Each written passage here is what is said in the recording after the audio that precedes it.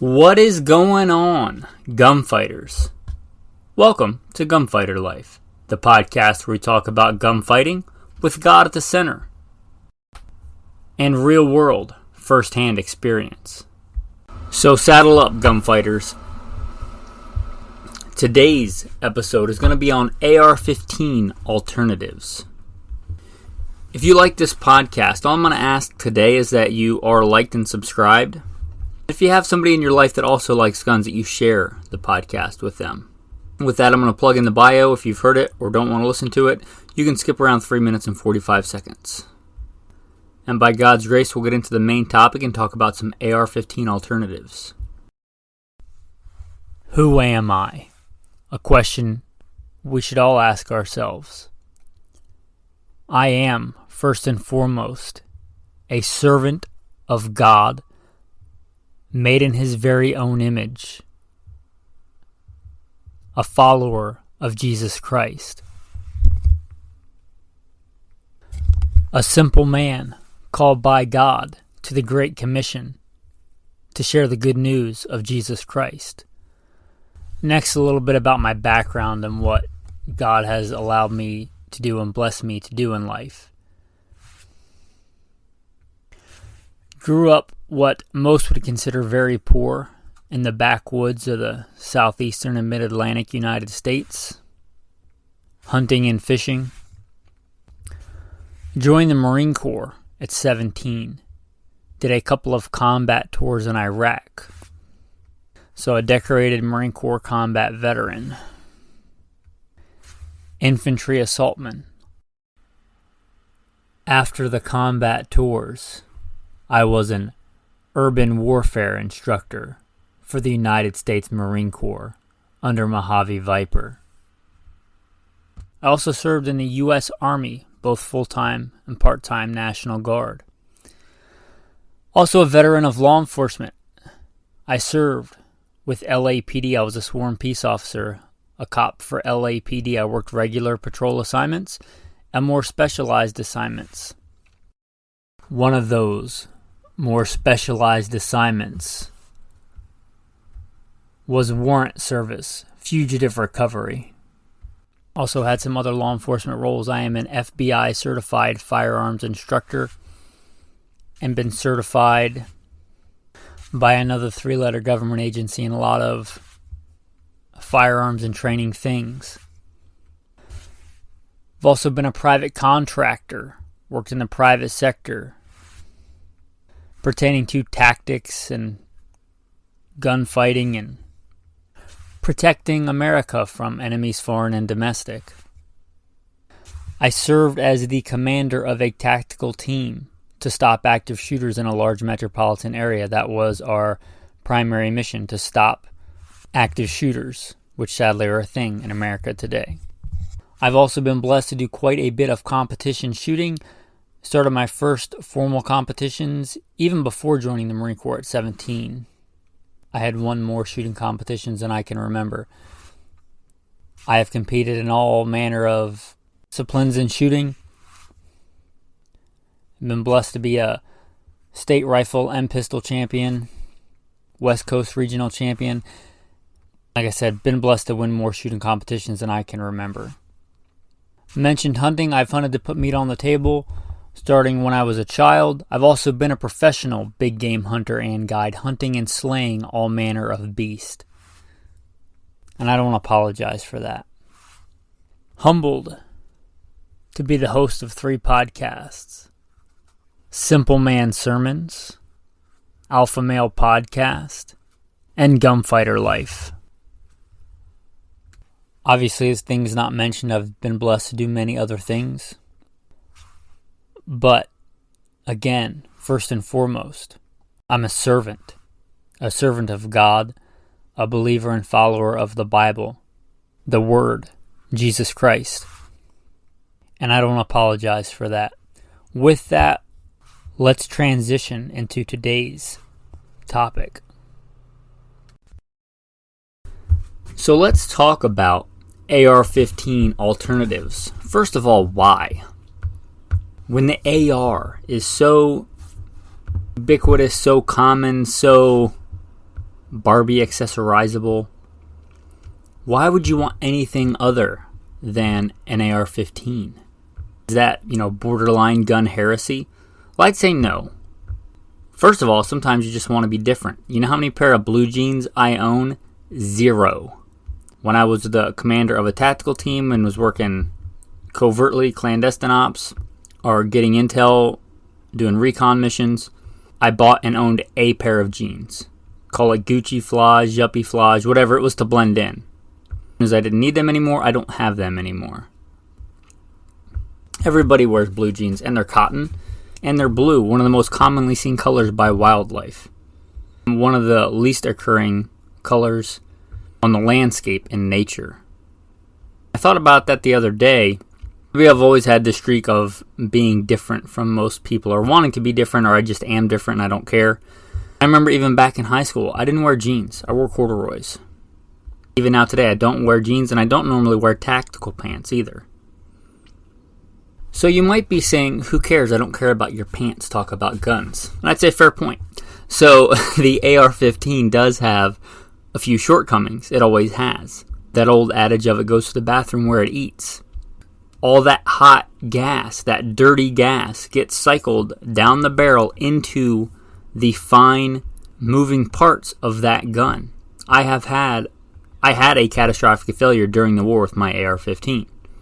Meaning, like, you couldn't fix it with simple malfunction drills. It wasn't even a bolt override. It was a legit failure. Like, you weren't fixing it without going to an armorer. I have seen other men.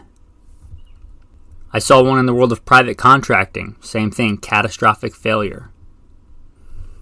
Anyway, there are some downfalls with it. I'd be honest, I don't particularly like the operating system. Can an AR be reliable? Yes. They can be outstandingly reliable, especially compared to, like, the fighting weapons of yesteryear. But I think you can do better. So whether you just want to be different, or you're operating in an environment in which that operating system is not advantageous, or another reason I just thought of, legality. You're stuck in a place and you're not willing to move where you can have normal guns. For whatever reason, they've deemed a pistol grip to be bad. You may look at some of these other alternatives. There are many reasons. With that being said, a few caveats. I'm not going to consider the AK, the original AK, like an AR-15 alternative.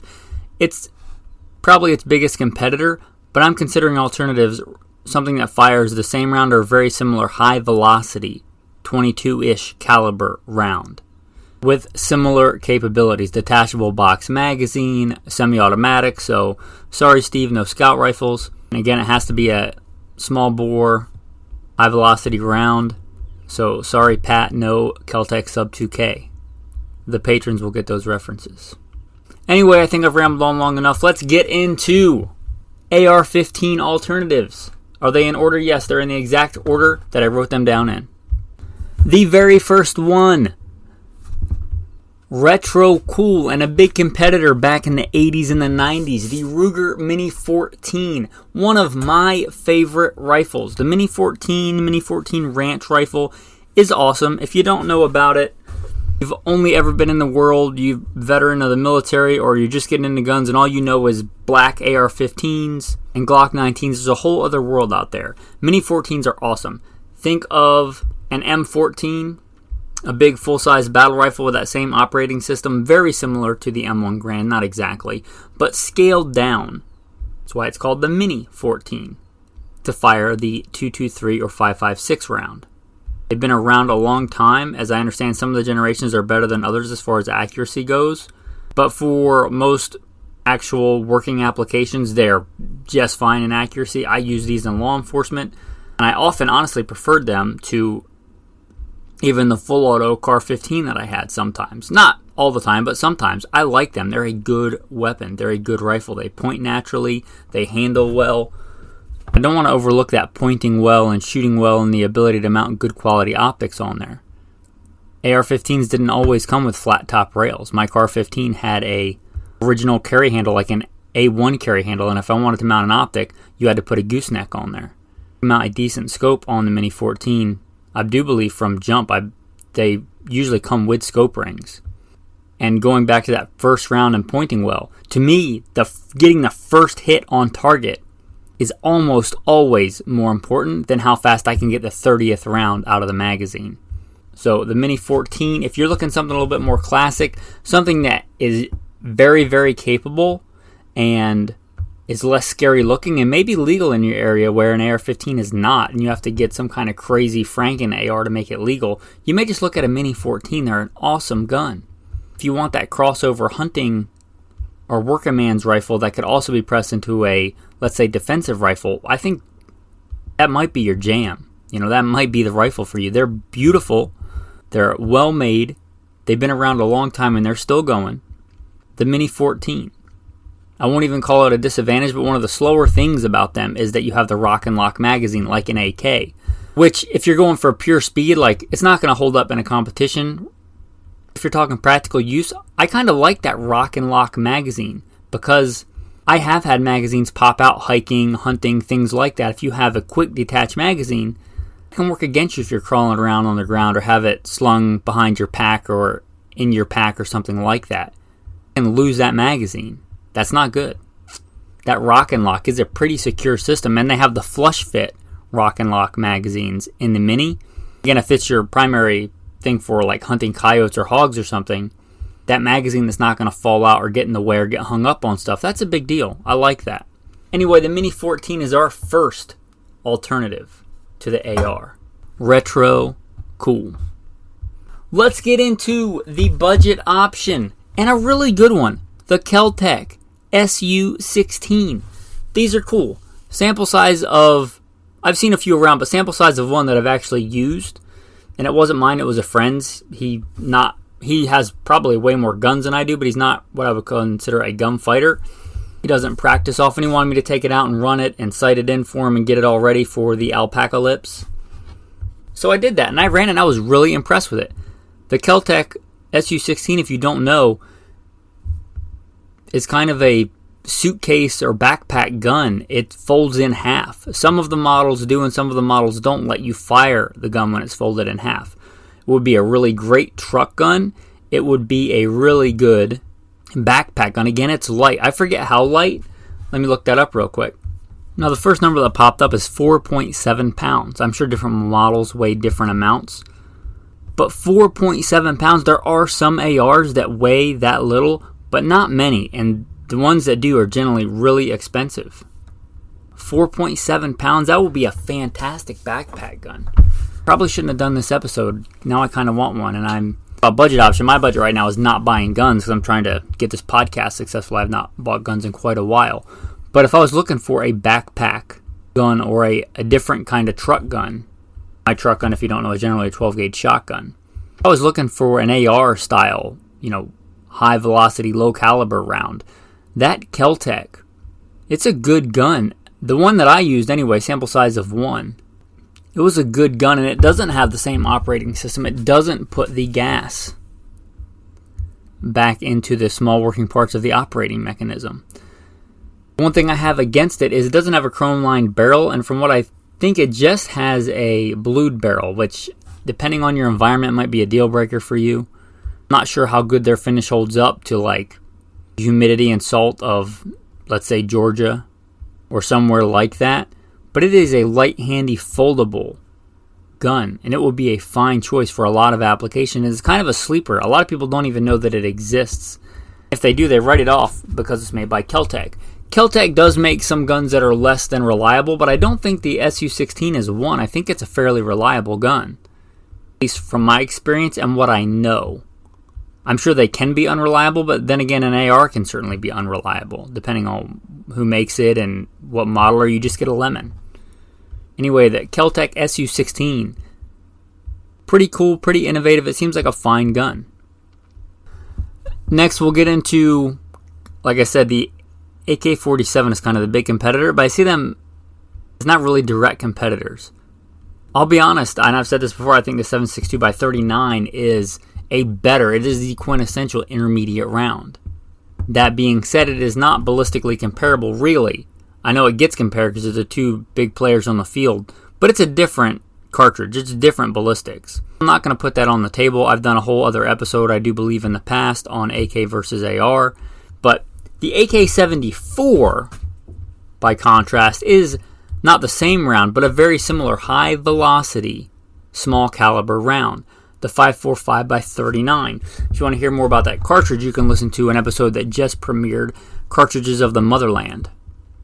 Anyway, it is a very real competitor to the 5.56. An AK-74, I'd say, would be a direct competitor. The only issue is, for a time the ammo is cheap. I don't know how cheap it is or available it is anymore.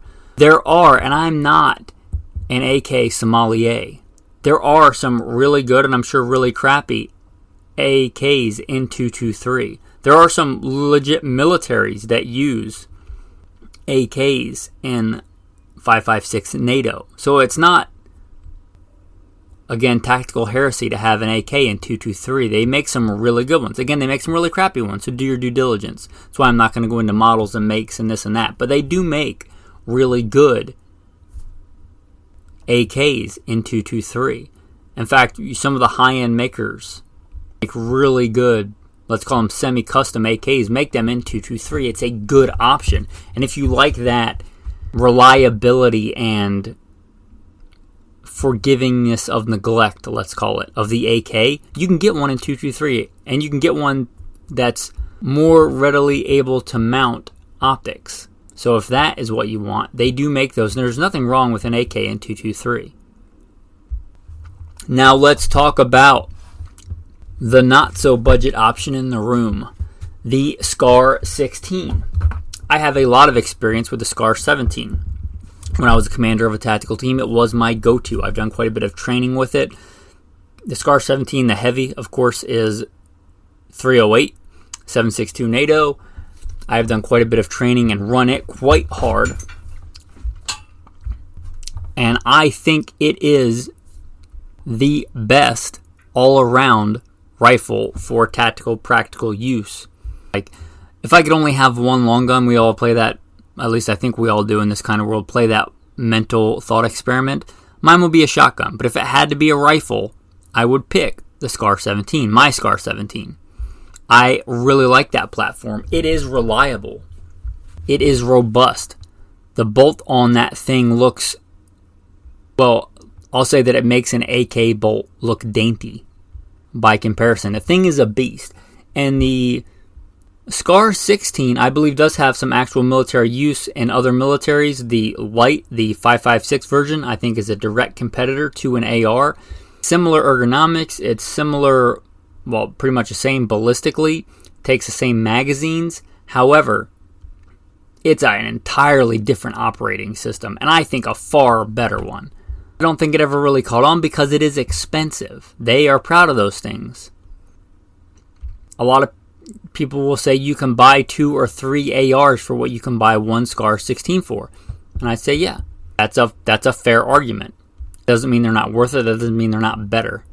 I sold several guns and waited, I think, 10 years before I was able to get, or responsibly get, my SCAR 17. And I don't regret it. It's a fantastic gun.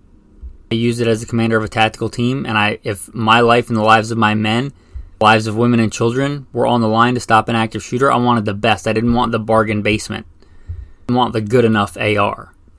So I think the SCAR 16, and it's basically the scaled down version of the SCAR 17, is a fantastic gun. I never ran one on the team, but there was a guy on the team that was a really good shooter.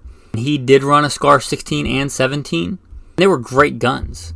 And he had a good philosophy. They were both set up pretty much the same, an L-can on both, and he ran them rather well and transitioned between them rather well. Mission dependent. I did too. I went from a SCAR 17 to an AR depending on the mission. The SCAR Heavy, although very light for a 308, is a heavy thing to lug around for a 12-hour shift. The SCAR 16 is not light, and you don't really get it for the ultra light.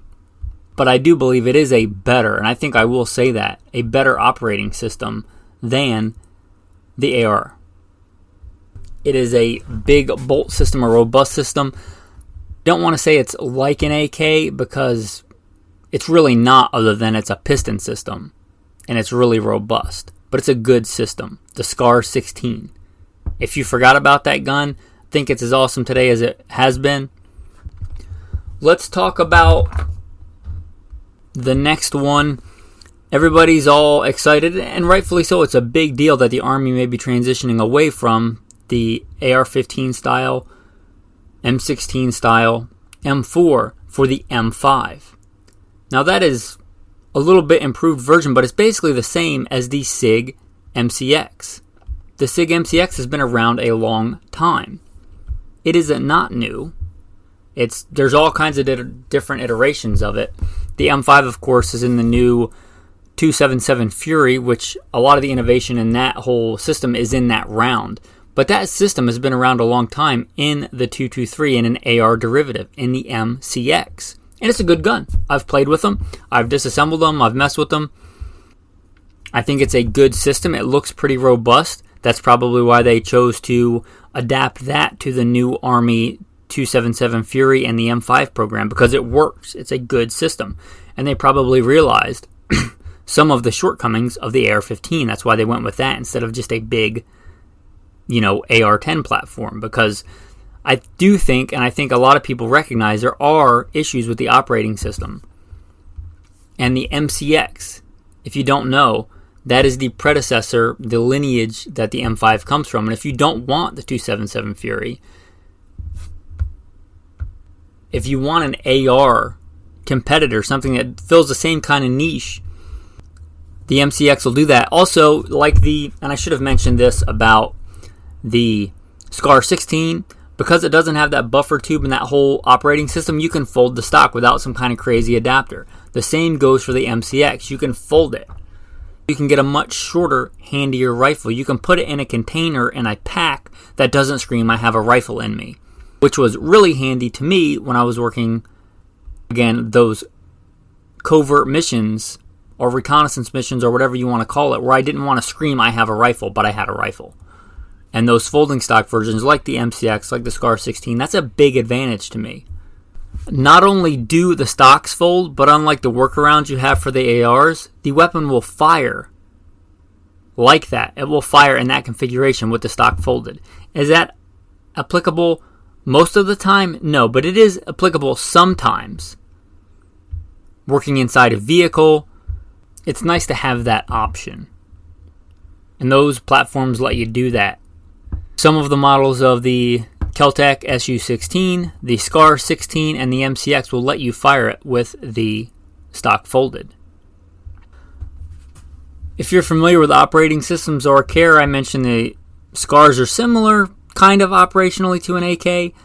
MCX is kind of similarly, as I understand it, operational to an AR-18. Now do your research. Of course, it's not exactly the same, not like interchangeable parts, but if you look at that dual spring on the top, it reminds me of an AR-18, and it may not be based on that, but it sure looks like it. Which brings me to another competitor, the AR-18. I do believe Brownells came out with an AR-15. If you want like a retro, cool kind of gun, and you don't want the Mini 14, you might look at the Brownells AR, I think they call it the AR-180. Basically a new manufacturer of an AR-18. Anyway, those were good guns in the day, and I'm sure that one's a good gun now. I don't know too much about it, so I'm just going to briefly mention it, because it kind of ties in with the MCX. If I were going for a modern version of that, I would probably go with the MCX. I will mention another one. I know a couple of guys that had them.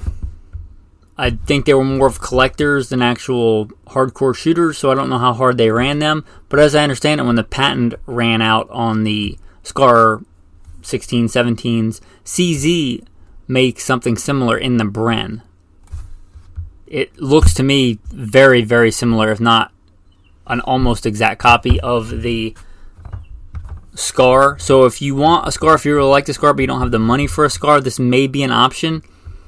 I don't know if it's as good a quality as the Scar, but as far as any other experience I've had with CZ, they make really good stuff. Anything from their hunting shotguns to their pistols to their rifles. So I assume this is a good gun. Again, I would wait for it to be out a couple of years and get run through its paces by some people that actually know what they're doing before I trusted my life to it. But it is an option and it is on the table. Which brings me to another option that has been run through its paces and has been proven, and that is another sleeper I don't think is really on a lot of people's radar on the American market, and that is the Beretta ARX-100. It is the Italian military's fighting rifle. It takes the same magazines as an AR. It obviously fires the NATO round, the 5.56 NATO round. Similar mags, similar ergonomics, very modern. It has, in my opinion, a better operating system. By all accounts and everything that I've ever heard about it, it is ridiculously reliable. It's designed to be able to run even without any lubrication. Which, try that with an AR and see how long that lasts you. It might last you a little bit, but it's not going to last you a really long time. I think it's a really cool rifle. I don't own one. Again, I haven't bought a new gun in quite a while. If I was looking for an AR-15 alternative, which I'm not, I would be looking long and hard between the SCAR 16 and the Beretta ARX-100. I would probably lean with the SCAR 16 since I already have a SCAR 17 and I'm very familiar with it. That continuity of training and continuity of disassembly and familiarization, I probably stick with that just because of that. But it would be a hard choice between that and a Beretta ARX-100. I think it's a very underrated, very robust, very reliable gun. Beretta makes some of the finest quality firearms in the world, period. From their fine, double barrel shotguns to their pistols. You guys have listened for any length of time know what a high opinion I have of the Beretta pistol series, the Beretta 92s and all the iterations thereof.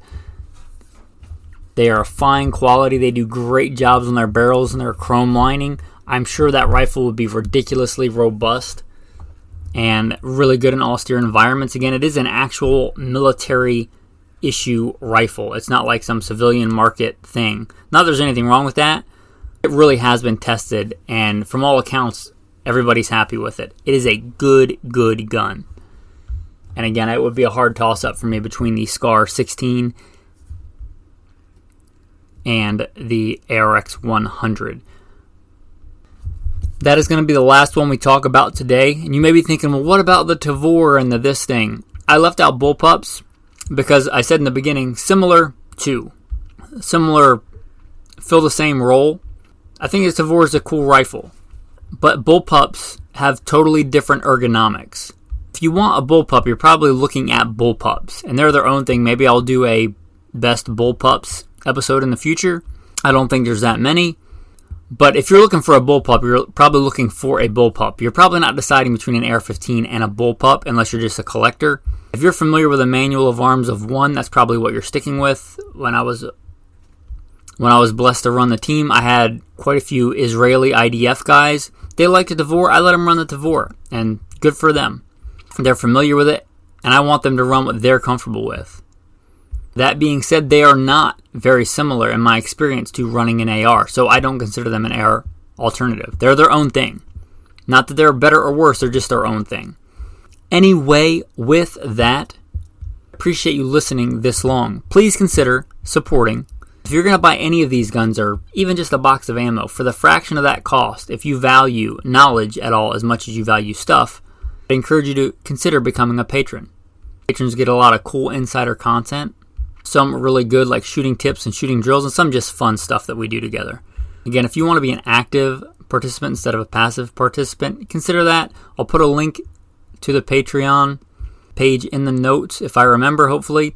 Also, you can just go to goodshepherdtraining.com. Again, goodshepherdtraining.com. I hope you'll at least consider the fraction of the cost of a box of ammo and a very, very small fraction of any of these guns we've talked about thus far. If you just want to send $1 or $2 because you like the episode, you could also just go to Good Shepherd Training and hit the Venmo link on there. You shall not muzzle the ox while it treads out the grain. With that, I appreciate you listening to all that. I'm going to throw in the tactical tip of the day. If you ever take a serious AR class, that's a good one. They will spend a large chunk of time working on malfunctions. Failures to fire, double feeds, and also triple feeds, bolt overrides. ARs have all kinds of malfunctions. The bolt override, the triple feed is not super common. It can happen. It does happen. And if that does happen, no matter how many times you tap, rack, bang, you're not going to fix it, and you're just probably going to make it worse. And the gun is not going to fire until you fix it. If you don't know what this is, it's hard to explain in an audio, but basically you have a double feed, and then on top of that, where the charging handle and the gas tube is, you have a round stuck up there. To fix this, you need something on your kit, whether that's a loose round stuck into your body armor. That's a real common fix. A spare round tucked into your body armor, or in your gun belt, your war belt, you have just a spare AR round stuck in there, or a multi-tool. But you have to get it, usually if this happens in an actual situation, you want to fix it quick. Having that bullet or having some kind of just small thing on your kit, you can get up there on that ledge just behind the bolt and the bolt carrier group and shove that back and forth. That is the best way that I know of fixing that weapon. The weapon, in general, if this happens, you can't even disassemble it. You can't even take the back pin out and take the upper off the lower. Having that kit, having that tool in your kit to push back that bolt carrier without moving everything else is the best way that I know to fix that triple feed, that bolt override. I'll give you another one. You are running the military surplus, Stanag, Mags, Circle K, Colt, whatever. I'd encourage you to consider going to a Magpul mag or an Amen 2 mag. Those are some of my favorites. Anyway, if you are running the old ones, that company Magpul, their original design was for a pull on the bottom of the magazine. It's nice to have that tab on the bottom of the magazine so you can pull it out, so you can pull it either out of your vest to get it if it's stuck real tight in a double magazine pouch, or to pull it out of the bottom of a rifle if you have that double feed or whatever. Those simple mag pulls are how Magpul got started. If you want to buy those, I encourage you to support a good American company. I'm not sponsored by them or anything, but they make good stuff. If you want to make your own, you can literally take some camo or regular duct tape and take a piece of 550 cord, tie a knot in each end of it, and loop it down so it's the right size, and tape around the bottom of your magazine. Make your own Magpul. Anyway, a couple of tactical tips for you there. If you've listened for any length of time, you've likely heard me quote one of my favorite verses, Exodus 15, "The Lord is a man of war." I'm going to quote for you today, not the entire Song of Moses, but a chunk of it from Exodus 15. "I will sing to the Lord, for he has triumphed gloriously. The horse and its rider he has thrown into the sea. The Lord is my strength and song, and he has become my salvation. He is my God, and I will praise him. My father's God, and I will exalt him. The Lord is a man of war. The Lord is his name." I was thinking about this yesterday. We are made in the image of God. Nothing pours out wrath like God. Nothing pours out wrath on the earth like God. Think about the carnage of the wars in time past. Think about the carnage of even the Civil War, how egregious and horrible that was, and how much death and destruction that wrought. Think about that in comparison to the weapons that we have and can unleash today. It seems like we may be closer to nuclear war than we have been since the Cuban Missile Crisis. You think about that. That pales in comparison to the awesome power of our God. Remember the severity and goodness of God. With that, men, thanks for listening. Have a blessed day.